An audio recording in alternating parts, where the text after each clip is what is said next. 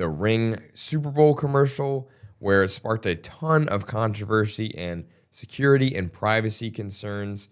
And Google's Nest video doorbell is now the next target of potential controversy and concern, because if you haven't been following the ongoing national case involving the co-host of Savannah Guthrie, her mother was reported missing on February 1st, and the search is still going on. The investigation still is underway.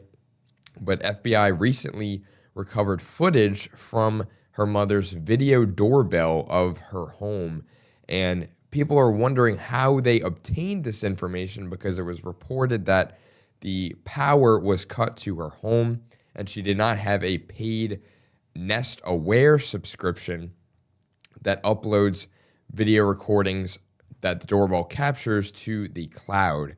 And people are wondering, how was this able to be recovered if it wasn't connected to the cloud? But, going back, and if you look at the background information of this case with the doorbell in particular, her mother had a Ring doorbell or a video doorbell for her kids to check up on her, to see when she arrived home, to see if any packages got delivered, or when people were arriving at her front door.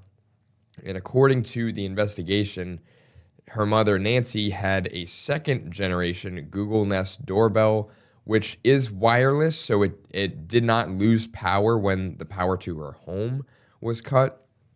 And so that's why the connection, although it was severed from the Wi-Fi, it did have a local drive that the videos were stored to.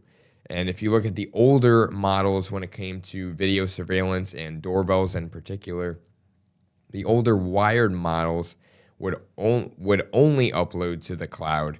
And this one in particular had a very small local memory that it would save stuff to, and it was purposely designed that way to fall back on that local storage if the connection to the Wi-Fi was cut, which in this case it was.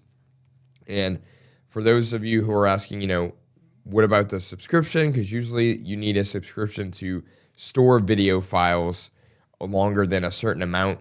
But without a subscription, it typically saves around 3 hours of event-based video history for free before it gets deleted.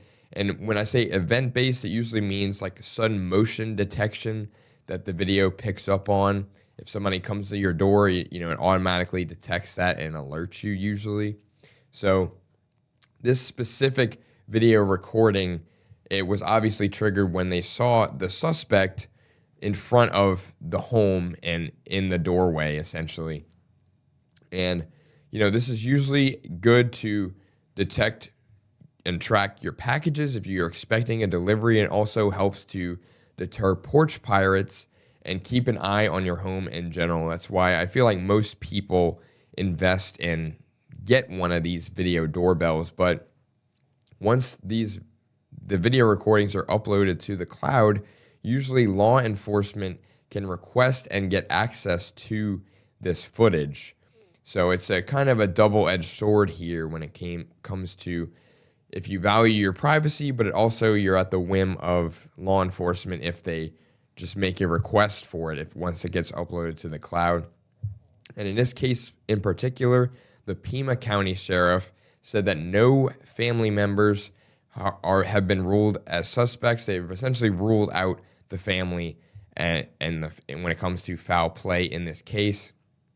And they said, combined with the Sheriff's Office and the FBI, they have received 40,000 to 50,000 leads in this case.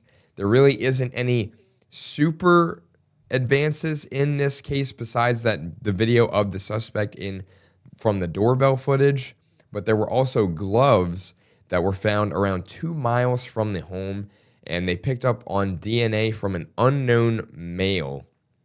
And according to the video footage, these gloves do appear to match the ones worn by the suspect in the footage, and the FBI is currently awaiting the results from that DNA testing to see if they can try to pinpoint this suspect who is potentially implicated in the disappearance of Nancy Guthrie. So again, we're continuing to follow this story. National media has covered this extensively, but be sure to tune in to ktalnews.com. We'll have all the updates as they become available on our website.